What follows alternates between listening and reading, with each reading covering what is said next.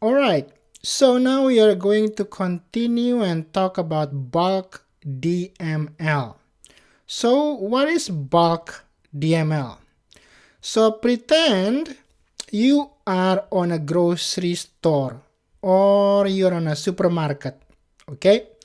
And you want to buy 50 apples, all right? You want to buy 50 apples because you have lots of people at home who likes to eat apples. So then you get 50 apples, put it in your baskets, in your grocery basket, okay? Let me Google it so you can pretend with me, okay? Images and then grocery line. See, look at these people. Let's pick one. Let's pick one like this is good, right? Like this. So, or maybe a longer one. Well, let's try this guy here. Right click on it. So, pretend you are buying an apple. So you want to buy 50 pieces of apples. You have 50 apples here, right? In your basket. And then you want to pay at the cashier, all right? So when you're paying at the cashier, you pay it one by one. Okay, here's one apple. How much? 1 cent. Here is 1 cent. Thank you. I want another one here. Here is another apple. I want to buy it. How much? 1 cent. I want to pay another cent. And you do that 50 times while everybody is waiting and rolling their eyes and getting mad at you. Like these people here. What on earth, dude? Just buy the whole thing at once, right? Just buy 50 apple all at once and give $20 to the cashier. Why are you doing it 50 times? What on earth, right? So that's basically what bulk DML is doing. You are doing it in a bulk, in one transaction, right? It's efficient, is very cost effective, and it's efficient. It's not wasting any time. It's not wasting money. It's not wasting anybody's energy. It's not wasting resources. So bulk DML is a time saver and a CPU saver and a resource saver. So aside from the Apple illustration, same thing. You want to create how many contacts here? 1, 2, 3, 4, right? So instead of doing it 4 times, so you got new and then you hit insert contact, new, insert contact, new, insert contact, new, insert contact, right? You get the idea? Instead of doing that, you put it inside a list here. Put the contact inside a list. So pretend a list is a bag. You know, your bag, your basket, right? A bag of fruits. Let's Google image that again. A bag of apples. Boom. See? You got a bag of apples here. This is your list here. Put all the apples inside your list. And then bring this to the cashier and do one transaction. Here is 20 pieces of apple. Here is $10. $10. Boom. You're done.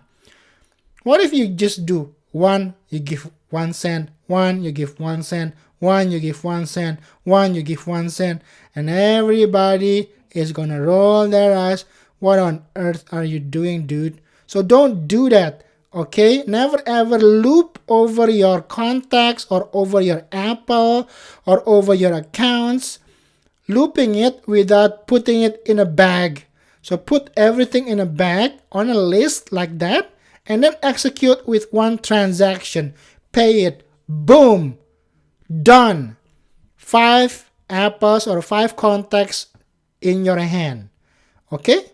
Pretty simple, right? So that's an illustration we want to create or we want to try. Let's just do this part here. I'm going to copy this part. Well, let's do the whole thing. And I'm going to delete everybody there. Make it bigger and paste it here. Boom. But let's just do the insert for now, right? So we're not too many things going on. Okay, see, so we have Joe, Kathy, Caroline, and Kim, right? Let's do a few more. Let's copy this thing so we have a better illustration. Same thing, boom, right? And did I do, oh, this is wrong. We have to do that, right? Because we are doing that. And then we don't want to have the same name. Robert, Robert Doe, and then Jimmy, oopsie, Jimmy Bow, and then Homer. Let's make Homer here. Homer Simpson. What about Sachin? This is my boss, my first boss. I don't want to put his real name. Sachin G. This is my first boss. He's a nice guy. I wonder what he's doing. My first salary, do you know? $60 a month. Yes, you heard that right. My first salary working in Indonesia is $60 a month. So be grateful with what you have. I don't know how much you make, but I bet you it's gonna be more than $60 a month, right? So I was working as a programmer, doing Perl programming, or a bunch of stuff, but then, well, it's a long story. Maybe I'll tell you sometime. Okay, so you create this list here, right? And then you put all the contacts in a bag. This is your bag, your list. This is your bag. Go back to our image here. See, the list is your bag. Put all the contacts in the bag and do a transaction. Boom. Now if I go back here, let's go back to my contacts, not my account. Let's see how much we got here. How much we got here? We got only 20, right? We got 20. And now if I go 1, 2, 3, 4, 5, 6, 7, 8, we should have 28. Okay, do we have any comma or something added? No, right? It looks good. Let's do this thing. Boom. See the log? See the log over here. Where's my log? Here. Looks good, right? No errors, no weird stuff. So now go back to my contacts. 20. We should have 28 now. If I refresh this, boom. Yoo-hoo! Look at that. Let's sort it by what? Let's sort it by created date, but we don't have it. So it's sorted by, you see Jimmy Bow, you see Homer. Homer, where are you, Homer? Here's Homer. Here's my old boss. I hope you're not watching, Mr. Sachin. Well, here's my old boss here. I was actually 17 years old or 18 years old when I was working for this guy. Nice guy. So, that's it. I'm gonna close.